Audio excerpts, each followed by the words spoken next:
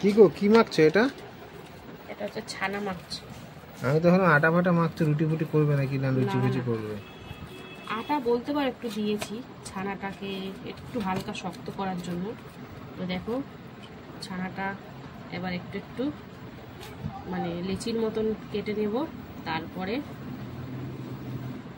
এতে কি কি দিয়েছি, প্রথমে দিয়েছি একটু আটা, একটু লবণ, হালকা একটু লবণ, হালকা সামান্য একটু চিনি দিয়ে ভালো করে মেখেছি। কেন নুন দাওনি? হ্যাঁ লবণ দিয়েছি তো বললাম। আচ্ছা আচ্ছা। দিয়ে এবারে দেখো সব একদম কেটে নিচ্ছি ছোট ছোট সাইজে বলের মতন করে। তারপরে এটা ভাজাভুজি হবে। তো যেহেতু আজকে শুক্রবার তাই জন্য আজকে রাতে এটাই রান্না করা হবে। আর একটা চ্যাপটা মতন করে না একটু? এইটাই তো চ্যাপটা করবো, দাঁড়াও। আচ্ছা এটা আচ্ছা। এখন তো আমি শুধু কাটছি লেচি, যে এরকম করে নিয়ে এরকম চ্যাপটা মতো। আচ্ছা আচ্ছা সেটাই বলছি। এগুলো এবার ভাজা হবে, বুঝেছো? আচ্ছা তো চলো এগুলো করে নিই, তারপরে আবার দেখাবো তোমাদেরকে, যতটা পারবো শেয়ার করবো।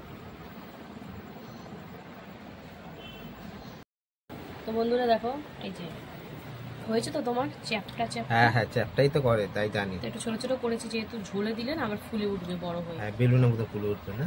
তো ওই জন্য দেখো 200 গ্রাম মতন আছে এখানে।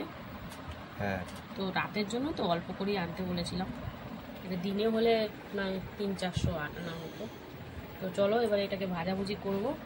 যেহেতু শুক্রবার একদম সিম্পলভাবে করা হবে আর রাতের খাবার তো কোনো রকম চালিয়ে নেওয়ার মতন হয়ে যাবে।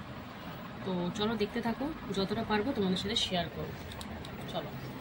তো বন্ধুরা দেখো প্রথমেই ছানার বড়াগুলো ভালো করে লাল লাল করে ভেজে নেব, তারপরে এটা তরকারি হবে। তো দেখতেই পাচ্ছ আর কি সুন্দর ফুলেছে, পুরো রসগোল্লার মতন। তো দেখতে কিন্তু হেভি লাগছে। তো চলো বড়া ভাজা হয়ে গেছে, আর আমি এখানে আজকে তাড়াতাড়ি করার জন্য রান্না আলুটা সিদ্ধ করে রান্নাটা করছি। তো প্রথমে তেলের মধ্যে একটু জিরে ফোড়ন দিয়ে আলুটা ভাজা করে নিয়েছি, তারপরে এতে আদা জিরে কাঁচা লঙ্কা সব দিয়ে মানে মশলাটা কষাকষি চলছে। একটু টমেটো থাকলে জমে যেত, তো টমেটোটা নেই আর খেয়াল নেই, তাই জন্য নর্মালি রান্না করলাম। তারপরে পরিমাণ মতন জল অ্যাড করে দিয়েছিলাম, যেহেতু আলু সিদ্ধ সেই জন্য আর বেশি জল দেওয়া হয়নি। তাই বেশি ঝোল থাকবে না, কারণ এই বড়ার মধ্যেও কিন্তু জল ঢুকে যাবে মানে ছানার বড়াগুলোতে। তো এবারে সুন্দর করে ফুটিয়ে ফাটিয়ে নেব। একটু গরম মশলা দিয়ে দিয়েছি। তো দেখতে কিন্তু খুব সুন্দরই লাগছে, একদম সিম্পলের মধ্যে দেখতে পাচ্ছ একদম জল মানে ঝোল ঢুকে একদম বড় বড় রসগোল্লার মতন হয়ে গেছে। তো এইভাবেই ছানার ডালনাটা হলো। তো চলো ভিডিওটা ভালো লাগলে লাইক